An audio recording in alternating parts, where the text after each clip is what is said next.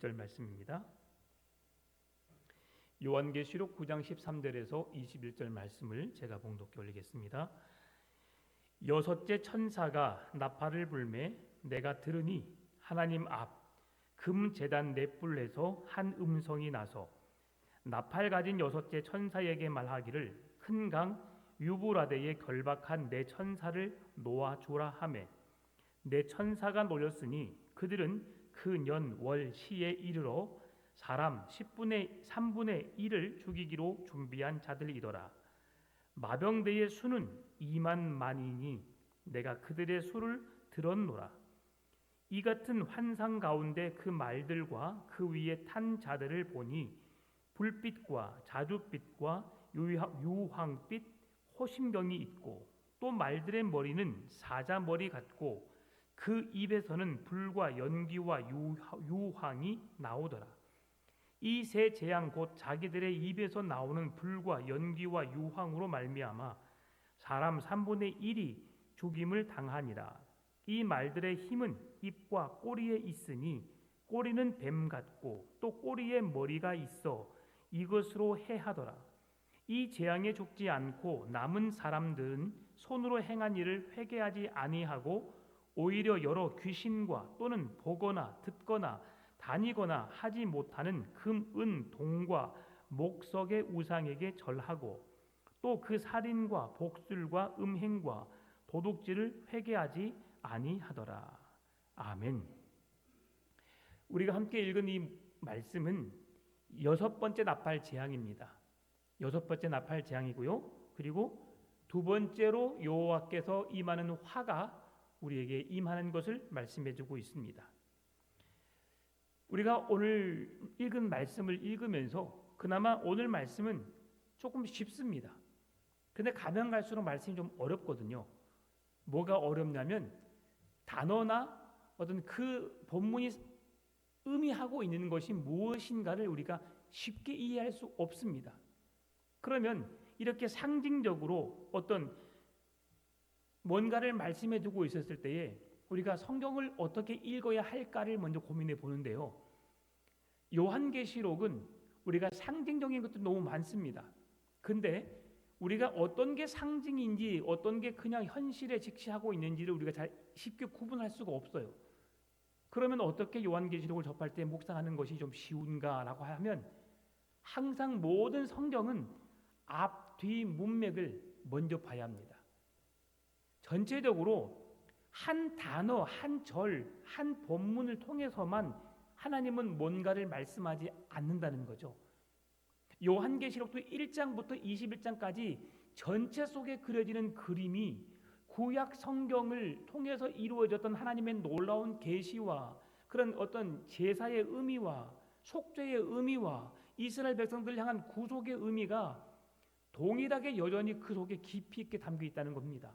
그러니까 성경을 읽을 때 좀 어렵다라고 생각하실 때 어렵다라고 그렇게 멈추는 것이 아니라 다시 한번 앞에서부터 다시 한번 읽어보면 그 이해가 좀 더 빠를 겁니다. 그리고 앞뒤 문맥뿐만 아니라 역사적인 이해를 좀 돕기 위해서 우리는 일반 세상적인 역사 속에서 어떻게 그 시대에 일어났었는지를 한번 찾아볼 필요가 있습니다. 쉽지 않겠지만 또 인터넷에 하실 수 있는 분은 지금 이 성경이 이루어졌던 그 시대의 역사를 치면 인터넷에 어느 정도 나옵니다.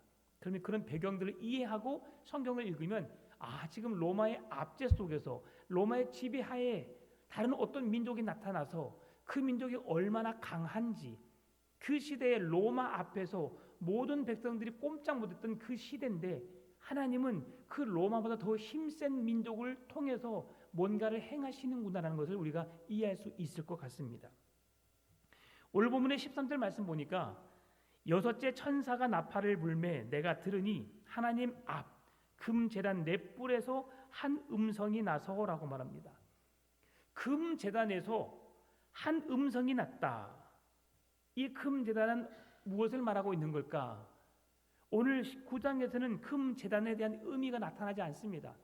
근데 우리가 8장 3절에서 금 제단이 어떠했는지를 우리가 살펴보았거든요. 8장 3절 말씀 보면 또 다른 천사가 와서 제단 곁에 서서 금 향로를 가지고 많은 향을 받았으니 이는 모든 성도의 기도와 합하여 보좌 앞 금 제단에 드리고자 함이라라고 말합니다. 그러면 여기서 말하는 지금 금 제단 넷불에 한 음성이 나서 지금 금 제단에서 넷불 앞에 한 음성이 나타나는데 그 전에 금 제단에 어떤 일이 있었느냐? 모든 성도가 기도를 합하여 그 제단 앞에 드렸다라고 하는 것이죠. 그러면 오늘 본문이 말씀하고 있는 금 제단은 무엇을 말씀해주고 있는가?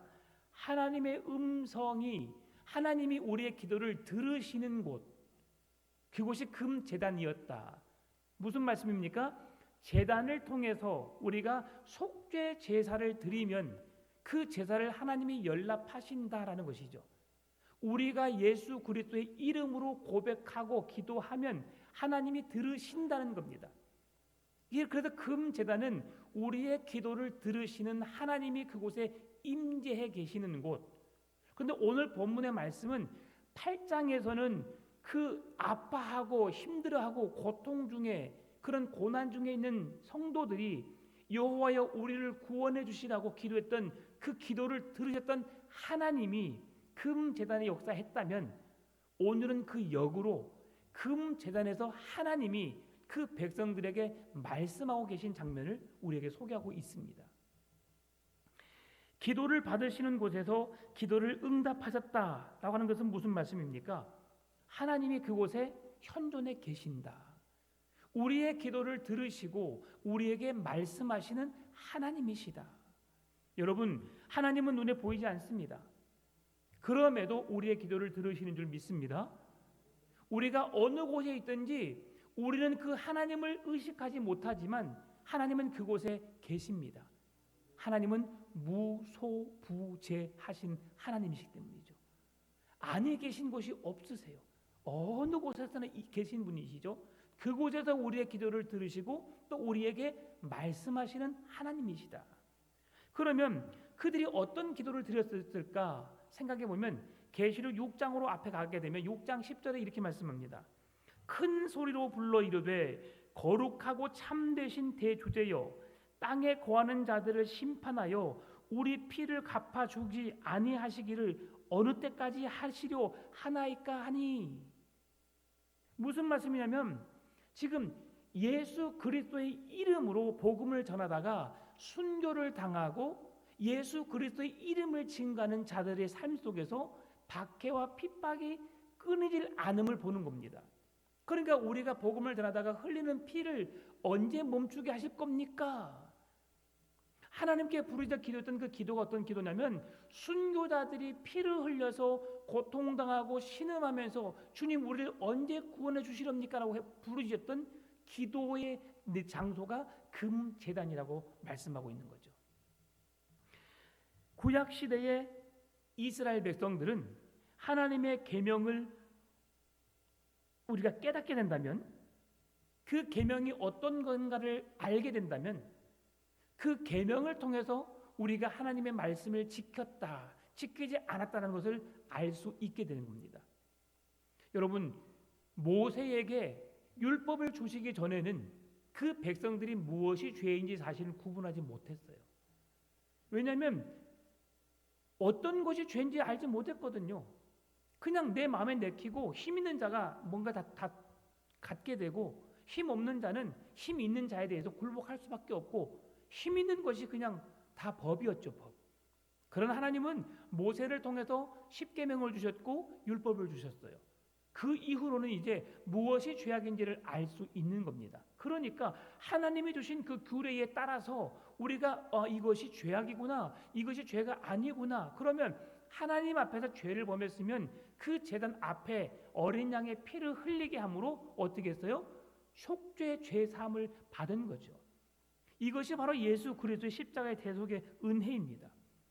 그렇게 십자가의 대속의 은혜는 신약시대 사건이지만 구약시대는 제사를 통해서 동물의 제사를 통해서 우리의 죄를 그냥 아예 없이 해주시겠다 라고 하시면서 우리의 간구를 들으셨던 하나님이시거든요. 그러면 그들이 회막 앞에 나가서 그 네 뿔에 피를 바르고 어린 양의 피를 뿌리고 그러면서 속죄 제사를 드리면 그 죄가 용서받게 되었어요.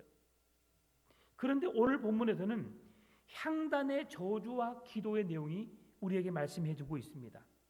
하나님은 교회가 신원을 기도할 때에 하나님 나라 대적들을 심판하시는데요. 오늘 14절 말씀 보게 되니까 나팔 가진 여섯째 천사에게 말하기를 큰 강 유브라데에 결박한 내 천사를 놓아주라 하매라고 말합니다.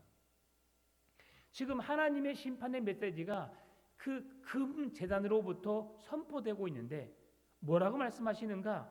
네 뿔 가진 나팔 가진 여섯째 천사에게 말하기를 큰 강 유브라데에 결박한 내 천사를 놓아주라 하매라고 말합니다. 그러면 이 역사적인 관점에서 이제 살펴보게 되면 14절 말씀은 로마 군인들이 이스라엘을 침공하기 전에 유브라데 강의 주둔에 있었음을 우리에게 말씀해 주고 있어요. 유브라데 강을 건너야만 우리 가나안 땅에 들어갈 수 있고 유브라데 땅을 건너야만 이스라엘을 침공할 수 있었어요. 그 마찬가지로 로마도 마찬가지고 모든 강들의 유브라데 강 줄기로 강 건너편과 앞뒤로 해가지고 그 백성들을 서로 잡고 잡히는 그런 관계에 있었거든요. 이스라엘과 유다 왕국을 무너뜨렸던 아수르, 바벨론 이들도 마찬가지로 유브라데 강을 건너야만 우리 그 이스라엘 백성들을 제압할 수 있었거든요. 그런데 여기서 내 천사들이 유브라데 강을 건너 심판의 군대를 이끌고 내려올 것을 말씀하고 있는 겁니다. 그러면 기도한 자들에게는 어떤 일이 일어나게 되는가? 하나님께 우리가 기도했어요. 기도했는데 그 기도가 언제 응답될지 우리가 아는 분 계신가요? 기도의 응답이 언제 이루어질지 아는 분은 아무도 없습니다. 단지 우리는 믿음으로 기도했기 때문에 그 기도가 하나님의 마음에 합한 기도라면 하나님은 반드시 응답하신다는 것을 우리가 알고 기도하는 거죠. 그러면 우리가 기도하게 됐다면, 기도했다면 어떻게 되냐면 하나님이 이루실 줄을 믿고 기다리면 되는 거예요. 기도하는 사람은 기다리면 됩니다. 기다리면 그때가 언제일지 알지 못하지만 반드시 이루어진다는 것이죠. 여러분, 기도에는 늘 세 가지 응답이 있다고 말씀드렸죠. 즉각 응답이 있어요. 그리고 더디 응답이 이루어지는 경우가 있고요. 아예 응답이 안 이루어지는 것이 있습니다. 그 세 가지 다 하나님의 기도 응답이라고 우리에게 말씀해 주고 있는 거죠. 그러니까 여러분, 지나고 나면 야, 이게 하나님의 은혜였어. 내가 이렇게 기도했는데 이렇게 기도가 이루어졌구나 라는 것을 우리가 느낄 수 있습니다. 즉시 우리는 그 순간에 내게 그 기도를 응답해 주길 원하셨지만 하나님은 그 일을 행하고 계시고 또 나에게 그 일을 지금 통해서 역사하고 계시다는 사실을 우리가 늘 느끼고 있습니다. 그러면 우리가 기도했다면 의심하지 않고 믿음으로 기다리는 것이 기도하는 자의 바람직한 모습이라 할 수 있습니다. 그런데 오늘 내 천사가 무엇을 말씀해 주고 있는가? 이 내 천사가 결박되어 있는 천사라고 말하고 있는데요. 타락하여 하나님께서 그 천사들을 결박해 놓은 상태를 말하고 있습니다. 하나님에 의해서 그 천사들이 붙잡혀 있는 상태를 말하고 있는 겁니다. 그 천사들이 내 천사가 붙잡혀 있었는데 그 천사들을 놓아주라라고 말하고 있는 거죠. 그러면 타락한 천사들이 누구인지 정확히 알 수 없지만 오늘 9장 16절 말씀 보게 되면 문맥상으로 죽음의 공포가 만연한 세상에서라고 말씀해 주고 있는데 이 악한 마병대라고 말할 수 있습니다. 이 마병대, 악한 마병대인데요. 이 마병대는 누구냐? 마병대의 수를 말하고 있는데 오늘 마병대의 수를 뭐라고 말하겠어요? 마병대의 수는 2만 만이다라고 말합니다. 2만 만은 몇이냐면 2만 곱하기 만입니다. 그 마병대의 숫자가 2만 곱하기 만 얼마냐면 2억 명이라고 하는 거죠. 지금 이 수는 상징적인 수지만 어마어마한 수입니다. 미국의 전체 인구의 수에 가깝습니다. 지금 현재 미국의 거의 2억 명이 좀 넘거든요. 그 수입니다. 우리나라 수가 뭐 옛날에는 6천 명, 7천 명 있지만 지금 5천 명, 5천만, 5,500만이라고 말하고 있습니다. 우리나라의 4배가 되는 그런 군사예요. 어마어마하죠. 당시 이 마병대는 이란 고원의 유목민이었던 스키타이족의 후예 가파르티아라는 그 족속을 말합니다. 가파르티아. 근데 이들은 기병으로 유명했습니다. 로마에도 기병이 있었어요. 지금 이 당시는 로마가 전 세계를 지배하고 있는 상황입니다. 로마가 출동했다라고 하면 전 세계가 벌벌 떨 정도로 로마의 군대 앞에, 로마의 힘 앞에 아무도 그 힘을 쓸 수 없었습니다. 그런데 지금 유목민이었던 스키타이족의 후에 가파르티아라고 하는 그 족속들이 누구냐면 마병대를 이끄는 족속이었어요. 그 마병대의 숫자가 몇 명이라고요? 2억 명이라고 하는 거죠. 어마어마한 숫자입니다. 그러면 지금 이 2억 명인데 당시에 요한, 지금 신약시대의 요한 당시 로마 제국의 군대는 총 25개 군단이라고 말해주고 있습니다. 25개 군단의 수는 해봤자 15만 명밖에 되지 않습니다. 15만 명이죠. 2억 명과 15만 명, 100만 명, 1000만 명, 억이잖아요. 어마어마한 차이죠. 그러니까 역사학자들의 그런 저서를 보니까 로마가 이 가파르티아라고 하는 이 족속이 어디에 있다고만 말만 하면 벌벌 떨고 꼼짝을 못했다는 그런 이야기가 있습니다. 지금 당시는 로마가 그렇게 전 세계를 지배하고 있는 그런 상황이지만 이들에게 있어서 전혀 비교도 될 수 없을 만한 숫자를 지금 하나님께서 보내셨다. 이 마병들은 무엇이냐라고 했을 때 마병들은 뭐냐면 하나님의 심판이 지금 가장 강렬하게 극렬하게 이루어지고 있음을 알리는 심판을 강조하는 숫자라고 할 수 있습니다. 실제로 2억 명이라는 숫자라기보다도 하나님의 군대가 그들을 심판하고 멸한다는 것의 그 의미가 어마어마한 큰 군대가 로마가 감히 꼼짝할 수 없을 만큼의 힘을 쓰지 못하는 그런 상황을 이야기하는 것처럼 하나님께서 심판을 상징적으로 그렇게 강조하고 있다라고 하는 것으로 볼 수 있는 거죠. 그런데 유브라데 강에 놓인 네 천사가 뭘 하느냐? 3분의 1의 사람을 죽이기로 준비한 심판의 수행자들이다라고 말합니다. 지난주에도 3분의 1을 이야기했죠. 3분의 1을 이야기한 이유가 뭐냐라고 했을 때 하나님께서 우리에게 회개할 기회를 주시기 위함인 겁니다. 3분의 1만 쓸어버리고 3분의 2를 남겨둔 이유는 3분의 1의 심판을 통해서 남아있는 3분의 2 백성들이 회개하여 주의 말씀 앞으로 돌아올 것을 주님은 지금 말씀하고 있다는 사실이죠. 여러분, 지금은 회개할 때입니다. 지금은 하나님의 말씀 앞으로 더 가까이 나아갈 때입니다. 왜냐하면 깨어서 기도하라. 우는 사단 마귀가 너희를 삼키려고 하고 지금이 마지막 때다. 내가 곧 이때 언제가 될지 모르지만 우리가 시간적으로 알지 못하지만 하나님이 이 재림의 날에 우리에게 임하시겠다라고 말씀하고 계시는 거죠. 그러므로 우리는 반드시 깨어 있어야만 합니다.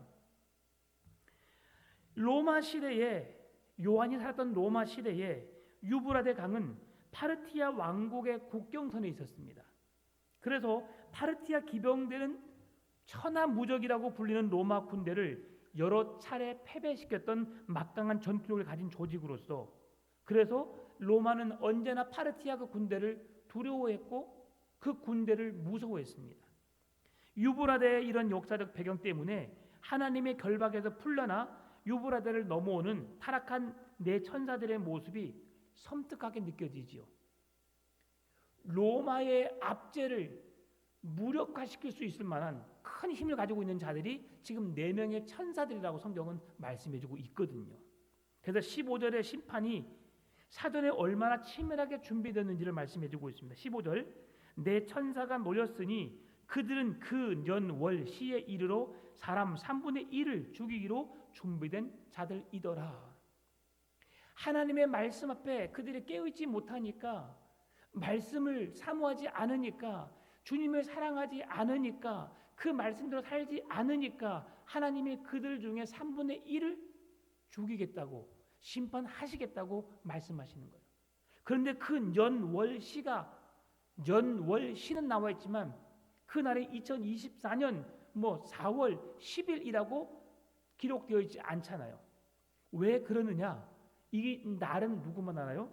심판의 날은 하나님 아버지만 아시기 때문에 결코 그 시간을 기록해 놓지 않은 겁니다. 하나님이 이 땅에 심판하러 오시는 그날 예수님 알아요, 몰라요? 몰라요.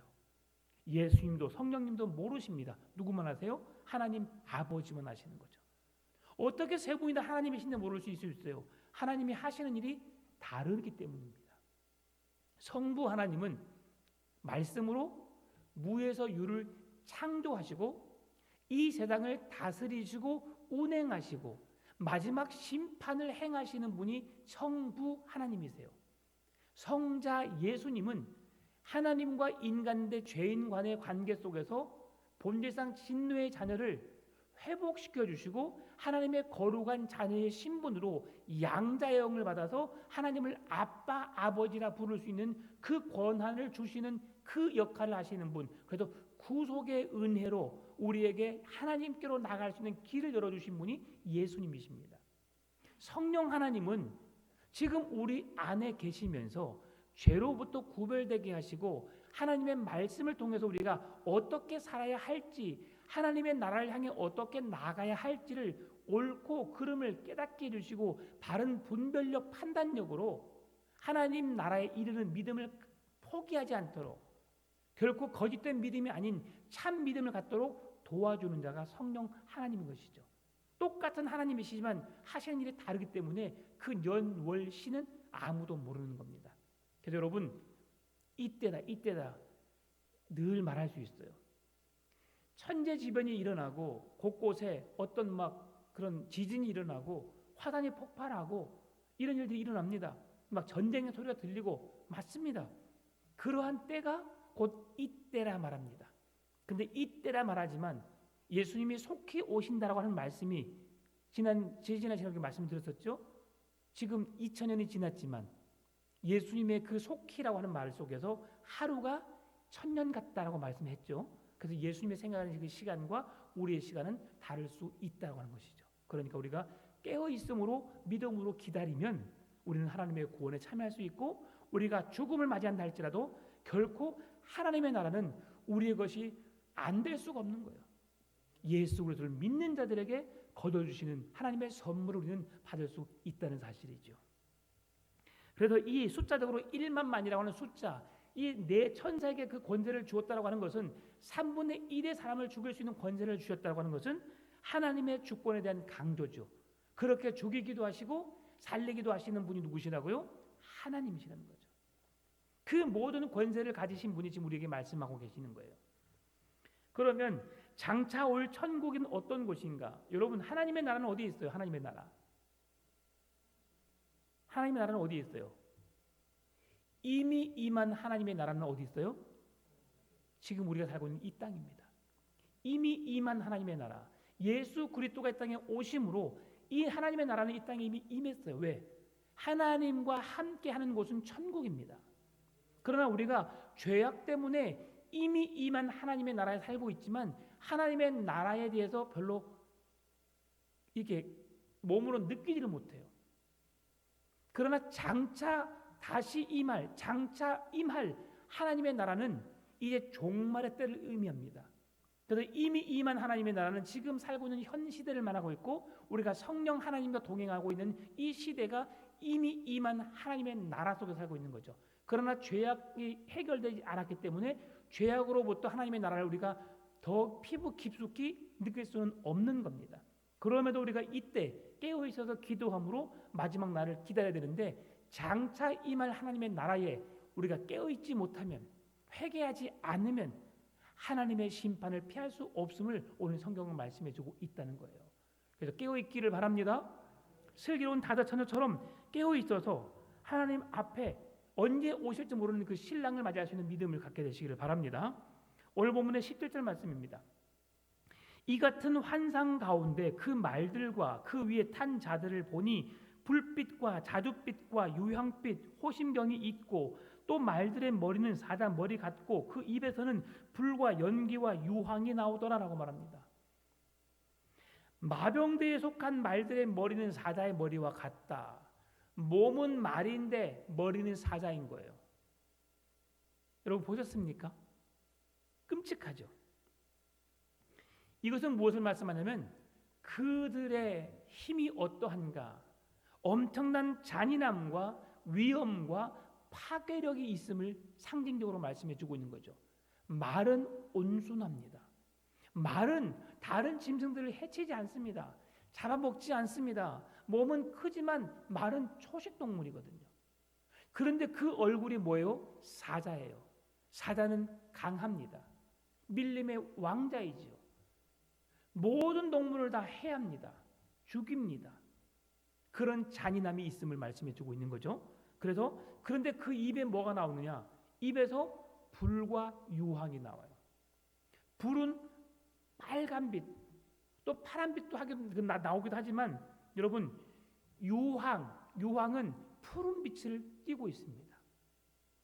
그런데 흉갑의 색깔은 불빛, 자줏빛, 유황빛이라고 말씀해 주고 있어요. 여기서 하나님의 심판을 보여주는 말씀이 무엇과 연상되냐면 소돔과 고모라와 연상이 됩니다. 창세기 19장 24절 25절 말씀 보면 여호와께서 하늘 곧 여호와께로부터 유황과 불을 소돔과 고모라의 밭같이 비같이 내리사 그 성들과 온 들과 성에 거주하는 모든 백성과 땅에 난 것을 다 엎어 멸하셨도라. 이 땅에 있는 모든 것을 그들의 모든 백성과 땅에 있는 것들 다 멸하셨다.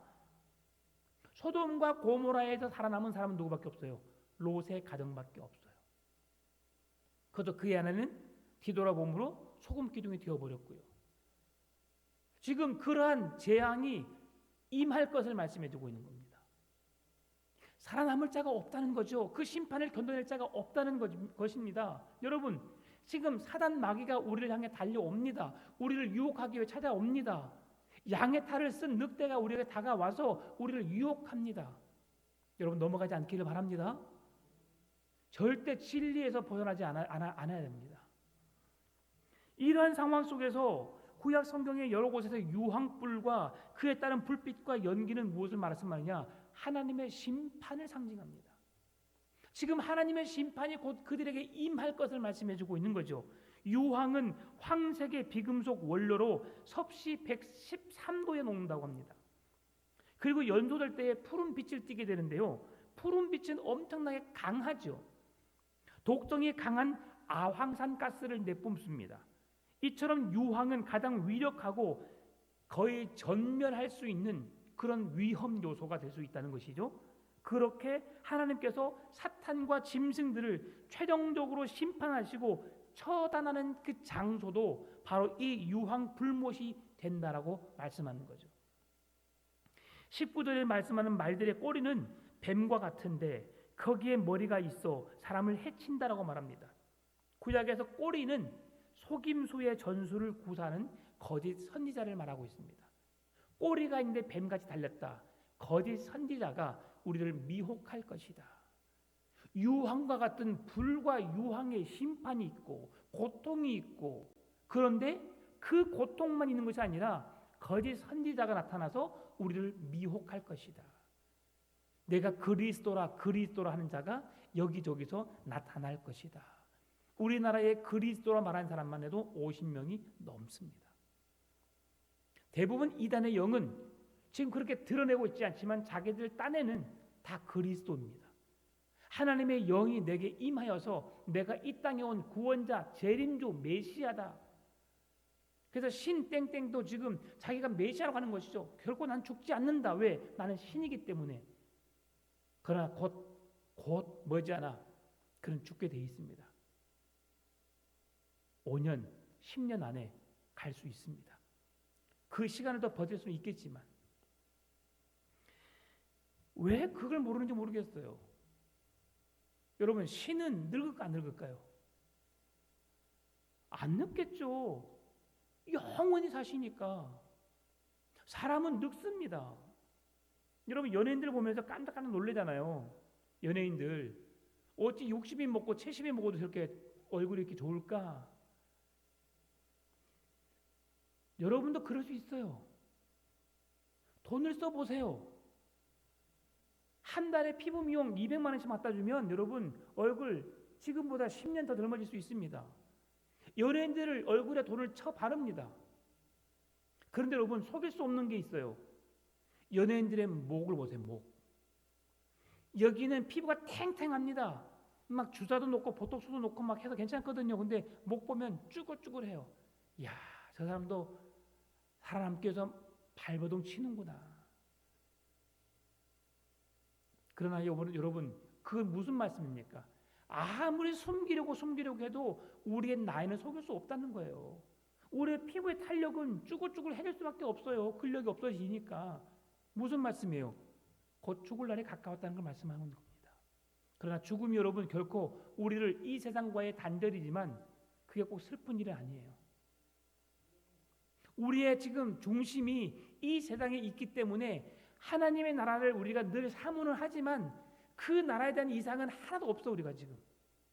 그리고 현실에만 우리가 안주하고 있기 때문에 그 나라에 대한 사모함이 없어서 죽음이 두려운 거예요. 죽음은 끝이라고 생각하는 거예요. 그러나 여러분 죽음은 끝이 아닙니다. 새로운 시작이죠. 영원의 시작입니다. 육체적인 한계는 100년입니다.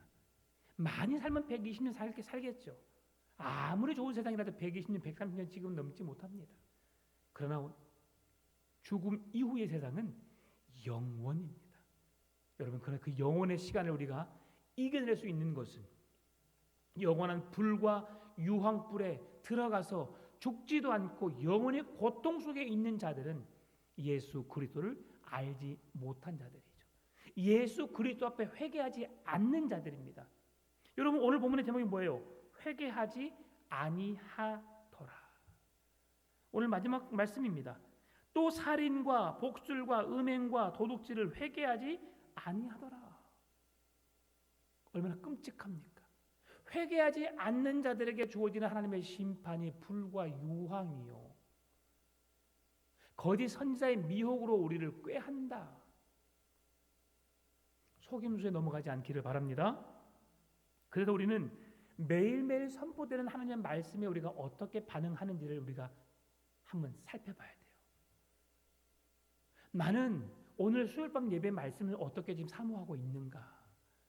새벽에 선포되는 말씀을 통해서 내가 어떻게 은혜를 받고 하루하루를 어떻게 살고 있는가? 주일날 예배를 사모하는데 내가 어떤 마음으로 예배를 사모하고 있는가? 내가 예배를 드리고 있는가? 아니면 하나님의 말씀을 내가 어떻게 받고 있는가? 여러분 또 내일 모레 새벽에도 계속 말씀드리겠지만 지금 이 말씀이 계속 연결되고 있어요. 그래서 느낍니다. 어느 성경을 설교한다 할지라도 그 성경은 다 통한다는 거죠. 창세기부터 요한계시록까지 어떤 성경을 말해도 그 모든 성경은 하나입니다. 하나. 예수 그리스도를 말하고 있기 때문에 어떤 설교 속에서도 그 내용이 똑같다는 거죠. 회개가 없으면 하나님의 재앙을 피할 수 없습니다. 회개하지 않으면 하나님의 구원을 받을 수 없습니다. 그래서 우리가 구원파를 이단이라고 정죄하는 거예요. 그들은 한 번 받은 구원으로 영원한 구원을 받았다고 생각하고 그냥 육체적인 것은 삶은 막 살아도 되고 회개하지 않아도 되고 그렇습니다. 구원은 회개하지 않고는 구원받을 수가 없어요. 고린도후서 7장 10절 11절 말씀합니다. 하나님의 뜻대로 하는 근심은 후회할 것이 없는 구원에 이르게 하는 회개를 이루는 것이요, 세상 근심은 사망을 이루는 것이니라. 보라, 하나님의 뜻대로 하게 된 이 근심이 너희로 얼마나 간절하게 하며 얼마나 변증하게 하며 얼마나 분하게 하며 얼마나 두렵게 하며 얼마나 사모하게 하며 얼마나 열심 있게 하며 얼마나 벌하게 하였는가. 너희가 그 일에 대하여 일체 너희 자신의 깨끗함을 나타내었느니라. 어떻게 깨끗함을 받았다고요? 회개함으로 우리의 더럽고 추악한 죄를 용서를 구함으로 주 예수 그리스도의 의로움에 우리가 참여하는 자가 되어야 합니다. 회개하지 않는 자는 예수 그리스도의 십자가의 보혈의 은혜에 속하지 않는 자를 말합니다. 그래서 우리가 회개하는 거예요. 주님, 저는 죄인입니다. 내가 진리 안에서 주의 말씀을 따라 바르게 산다고 노력해 왔지만 나도 모르게 실수할 수 있었고 내가 모르게 죄를 지은 것이 있을 것입니다. 주님, 그 모든 죄까지도 다 용서해 주십시오. 그리고 죄가 없이 흠과 티가 없는 자라야, 예수 그리스도를 통해 정결하게 깨끗하게 씻음 받은 자라야 우리가 구원의 은혜를 입게 되는 겁니다. 회개 없는 후회는 근심 걱정만 가득하게 합니다. 대표적인 인물은 누구죠? 가룟 유다죠. 참된 회개만이 살 길입니다. 누가 그랬어요? 베드로가요. 후회뿐 아니라 그는 참된 회개함으로 엎드렸고 예수 그리스도의 십자가의 은혜 보혈의 그 능력을 힘입어서 그가 예수님께 용서를 받았고 그 십자가의 능력을 힘입어서 복음의 증인된 삶을 살았던 거죠. 회개함으로 범죄를 끊고 하나님을 믿고 섬기는 우리의 믿음 되시기를 바랍니다. 교회가 탐욕과 혼합주의, 우상 숭배에 빠지지 않는 길, 우리의 죄악된 길에서 돌이키는 겁니다. 잘못된 길에서 돌이켜서 하나님께로 향하면 되는 것입니다. 회개는 잘못된 길에서 돌이켜 하나님께로 향하겠습니다라고 하는 믿음의 고백인 것이죠. 우리에게 돌이킬 수 있는 기회가 있습니다. 다시금 한 영혼 지극히 작은 자를 사랑할 수 있는 기회가 우리에게 있습니다. 원수까지도 사랑하라고 하는 그 원수까지도 우리가 용서할 수 있는 기회가 지금 우리에게 있습니다. 회복할 기회, 주님의 마음을 시원하게 해드릴 기회, 영원한 하나님의 나라에 들어갈 기회가 아직 우리에게 준비되었습니다. 그것은 회개하고 주 예수 그리스도를 믿는 자들에게 하나님의 구원은 우리의 삶의 능력이 될 것입니다. 회개 없이 구원에 이를 수 없습니다. 회개할 때, 지금은 복음을 전할 때, 우리가 예수 그리스도 앞으로 나아갈 때입니다. 그 예수 그리스도를 통해서 구원을 받는 우리의 믿음 되시기를 주의 이름으로 축원합니다. 함께